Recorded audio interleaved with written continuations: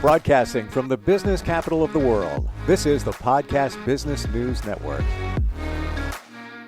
And welcome back, everyone. She is somebody special who offers support to those who may not know where to turn. And I am talking about people who are challenged by grief. And as we've said before, that can show up in many different shapes and form. Obviously, the first thing we think of with grief is the passing of a loved one, but it can also be loss of a relationship, loss of a job, just something that's gone away and it's changed your life. Today, we're going to talk about the 3 C's of grief and how they can support you in this journey, as she does, as the founder of the Grief and Wellness Center. I don't know anybody else that does what she does, and she's Julie Ehlers, and she is back with us. Welcome. How are you doing today? I'm really good today. I'm excited to talk today about the 3 C's and just be with you and connect with people. And I hope that they take away something good from this session. Loving this one. You are the person that started the National Grief Support Center.com. And there's always been the stages of grief, right? I always hear those stages of grief. When we first got together, we kind of, I don't want to say kibosh that, but we kind of looked at it in a different way, that it might not be the best way for all to adhere to these 5 stages of grief. On to the next stage. Am I experiencing stage number 3? I don't know. It gets very confusing, especially when you're in a very emotional situation. So I love the 3 C's of grief, because in a very simple form, it's almost like a roadmap. That's how I look at it. Right.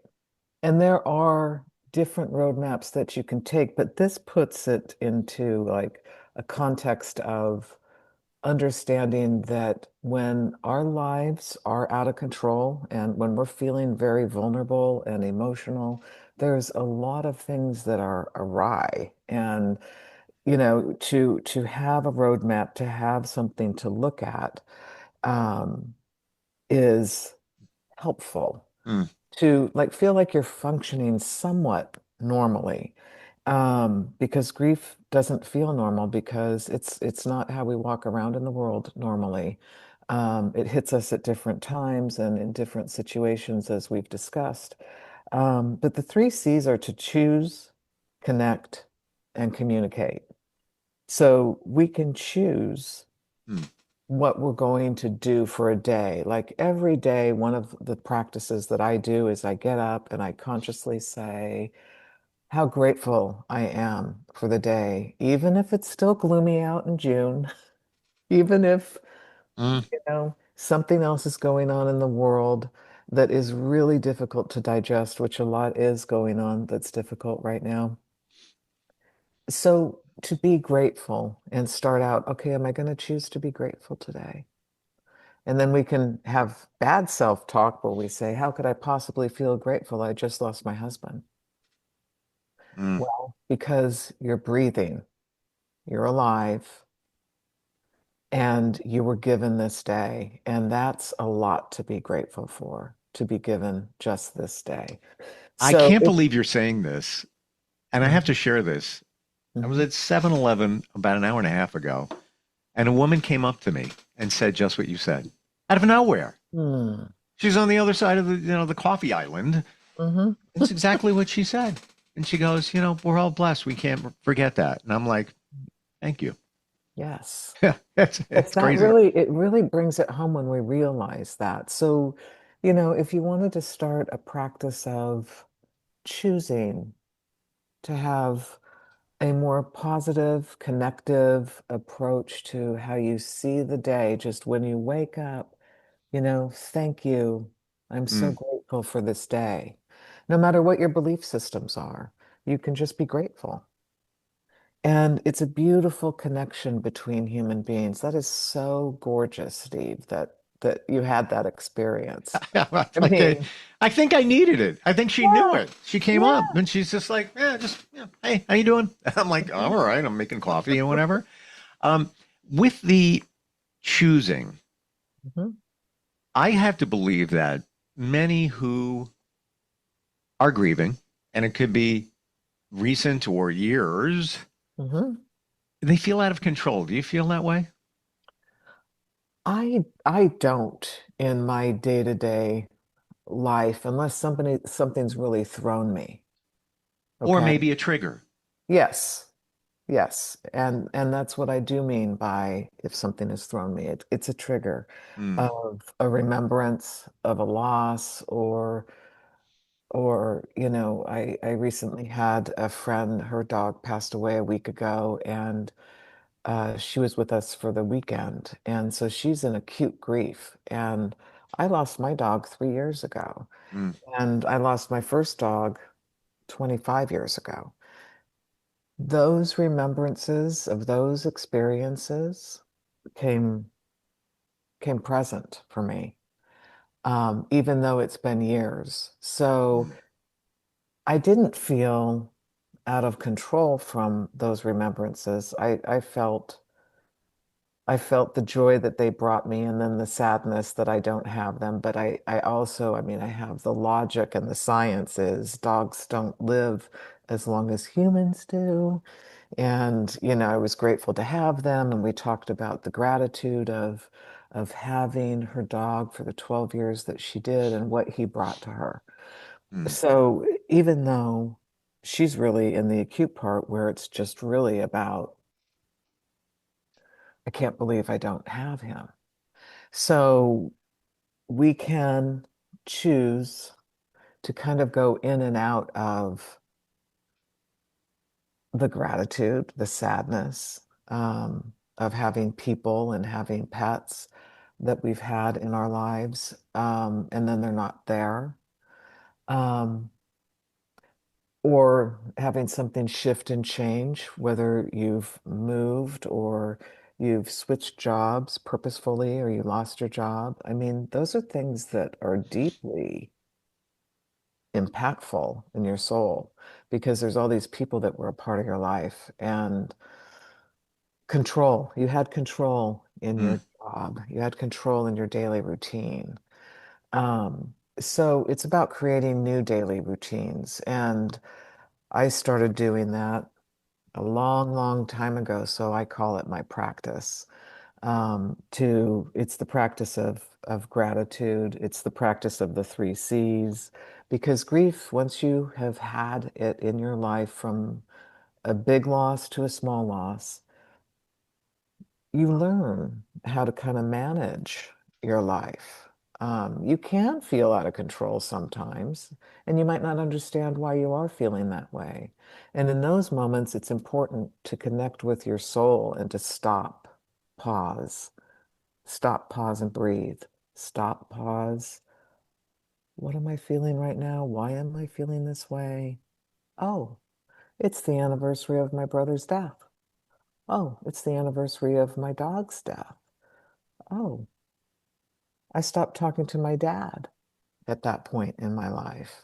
There's a lot of different things that go Mm. on that make us or trigger us. There's subconscious things that also trigger us. So it's, stop, pause, choose. And sometimes we cannot, and sometimes we don't have control over our reaction to something. So I want to jump down a deeper rabbit hole right here before we get to the other two C's. Hmm. When you're in that situation, you're emotional Hmm. and it's understandable. And it's often been said, you need to go through it. You need to process it. Hmm. What if you don't want to? What if you're like, I don't want to be sad. I don't want to think about that. I just want to move forward. Right. How do you deal with that?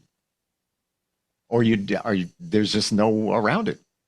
There really isn't a way around it because what the person who is saying that to themselves is going to realize over time, the triggers are going to keep coming up, the feelings, the reactions, and we're going to, a person is going to say to themselves eventually, this is like wrecking my life. I need to, Mm, I need to feel this. I need to face this.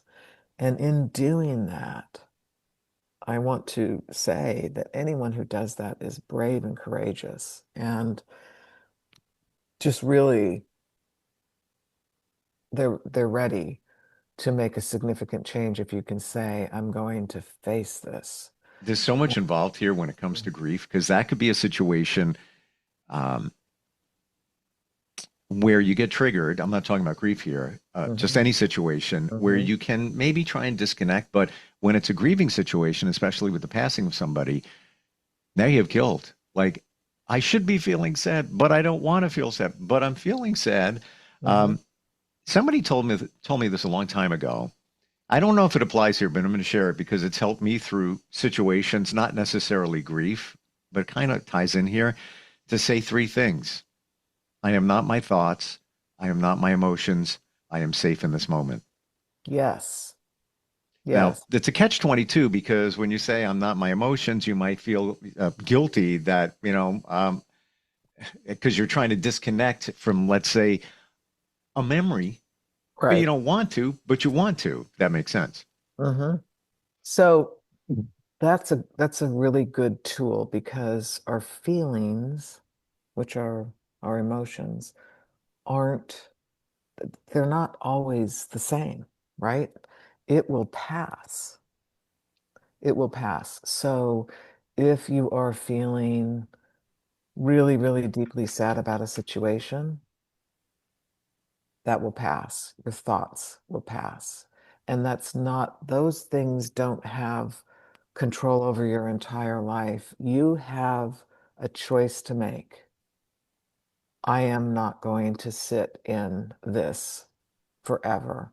And with grief, there's a lot involved in the journey because there comes a time it's really important to feel those feelings. And then there comes a time to say, I'm going to put that in the box. I'm going to like have my cry session today. And then I'm putting it all in a box and I'm going to go on Mm. with my day. And I'm going to be grateful for the sun shining. And I'm going to be grateful that that person at Starbucks that says, "How are you?" And I'm going to ask them how they are. Because I'll bet no one asked them how they are. That's a really good point. Hmm. Mm, So, and that's the choosing to connect. We can weave this into choosing to connect and how we communicate with ourselves and others mm. in this time of grief.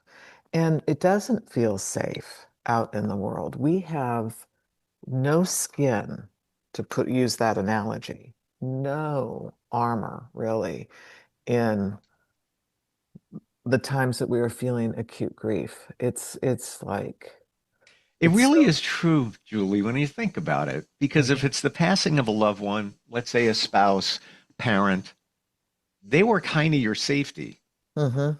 Mhm. even your pet. Like you, Yeah. you come home Yeah. and rely on me, my dog's not here. Yeah. Um, so yeah, I see that in a different way when it comes to grief. Like something was taken away, your shield, or Right. or somebody shot a laser and cracked half the shield, and now you've only got half of it. Right.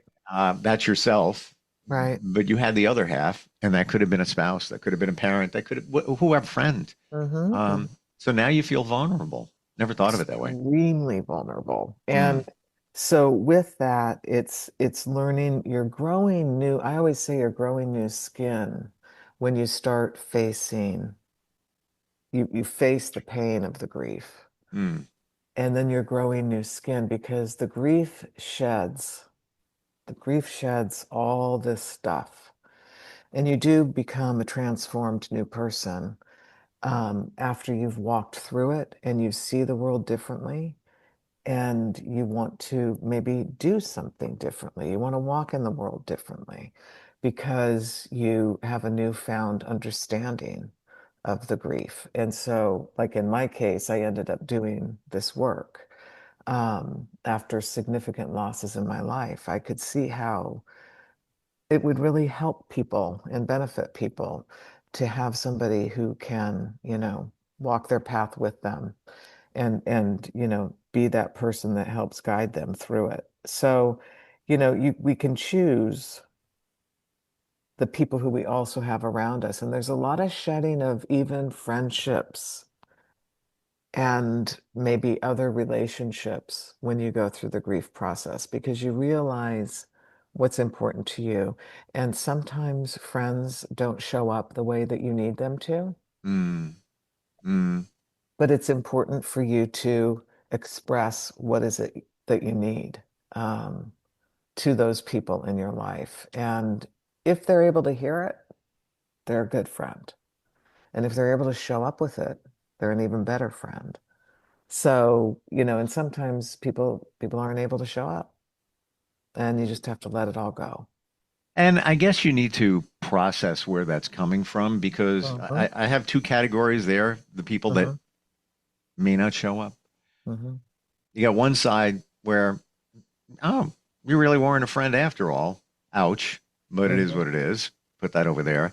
Then you Hmm. have the other potential where they love you, they're there, they don't know how to handle it. They don't know what to do. And Exactly. and you can't fault them for that. Right. Um, but also you can't give any more to help them with that. You're trying to help yourself at that moment. Exactly. And that's where, that all gets very tricky, but it's very Mm. important to pay attention to your true feelings as the griever, and also understand that everything, as you said, they're just your thoughts, they're just your feelings. I am safe. Well, it's you dismiss it. I am not my thoughts. I Right. am not my Not my emotions. yeah. I am safe in this moment. Right. Um, it that's a catch 22 also because you're trying to push away, those thoughts and all of that, but that could, in lie some guilt because you might think, well, I'm pushing that away, but you know, if they're watching me, if you believe in that, they're going to think that I don't really care, but you Right. do. But safe in this moment, I think I never thought of it until you said it, Mhm. where you don't feel safe because you lost something. You Mm. lost something. Mm, Yeah. And it can take a long time to feel safe again for sure. because you're relying on yourself. And maybe that was your most precious confidant, So, I mean, from the deepest levels of connection between human beings, you have lost that person. And so it's about building that up in yourself, learning to trust yourself, to step out of I thought of a turtle, kind of step out of your shell, um, and walk along slowly. So you're going to go back inside your shell if you get a little frightened, and give yourself grace Mm, in yeah. these times of grief, and give yourself grace in the times of figuring out life again. And it does take time. It's almost like we go back. Yeah. When you really think about it, you go back to times where you're just learning again. It's like a little baby. But that's life, though. Hate to Hmm. say it. Hmm. I mean, you got to face it. We all evolve. We're always moving in a direction. Right. And so the first C is choose. Yes. Okay. Connect was the second C. Yes. Third C. Communicate, sharing Okay. your feelings, needs, boundaries with people. Hmm. Let people know how they can support you in the grieving process. I would tell people because I personally, when I was grieving different losses, I needed time by myself, Mm, self-reflection. I mean, just going to work after losing someone is like the most difficult thing you could ever do. I mean, just like yeah. people don't know what's going on inside of you, and you're trying to navigate this new path and you're working. So I would tell myself, just focus on the project, focus on this conversation. Yeah. And if I couldn't, I would give myself grace and listen and take notes in the meetings and circle back when I could talk more about it. It's challenging too because if it's fairly recent or people at work know, what the Right. situation was that, you could be going through your day. I think I'm good. I'm good. And then somebody, Mm-hmm. gives you a look Mm-hmm. of empathy. It's all good, but it Mm-hmm. just like brings you right back there where you kind of Right. blocked it out for a while and you're just doing your job and you're, commiserating with coworkers, and you're just Right. doing your thing, and then you're back. Yeah. And you know, I want to share that I understand that when you're that situation right there, Steve, is like, why did they look at me like that? Oh my God, I don't want them to look at me like that. Yeah, You yeah. know, I just want to be able to be normal Normal again. again, if you want to call it. Yeah. And you appreciate it, but at the same Hmm. time, you don't. Exactly. Yeah. Exactly. So it's such a conundrum Yeah. walking through it. It just really is. And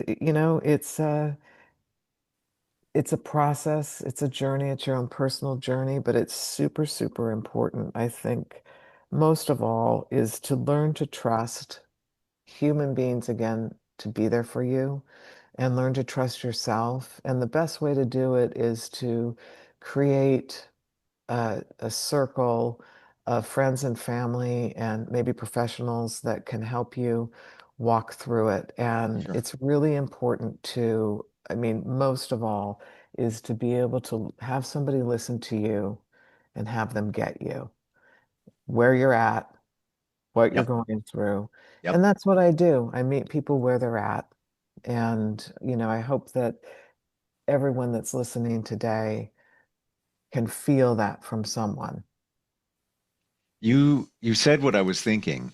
I was thinking understand. And then you Hmm. said get, what somebody's going through. And you do. You do get it. You understand it. Sometimes I got to believe if you're grieving that you're on an island. Like, nobody knows how I feel. And it's Mm-mm. true. You Nobody could are. know how somebody else can feel. You could have lost uh, your spouse, Hmm. married the same to the day, same Hmm. amount of years. They could have passed in the same way on the same day, just whatever. I'm Hmm. just, but you're It's going to still feel different than the other exactly, person. exactly. Hmm. Hmm. But you do And get to it. understand that, right, Yeah. really, really important. That helps support the griever. It helps support the person walk through what they're walking through. Let them How be them. how does somebody connect with you? It's this is new territory for many. Mhm. Maybe somebody's never even talked to a therapist before, or a coach or shared Mhm. feelings. So it's a new scenario for many. But how do they start with you? They can call me, and I'm at 720-480-3317. And we can talk about, how I can best meet them where they're at and what they need. They could also look me up at the National Grief Support Center and contact me through my site. I'd be happy to talk and be there for you. I'm just going to add one additional thing here. If it's not you that's grieving and you know somebody, carefully share Julie's information. Yes. It would be appreciated. I appreciate you. Thank you so much for today and the three C's, different way of looking at things, and love what you do. Thank you. You. Thank you, Steve. We'll be right back.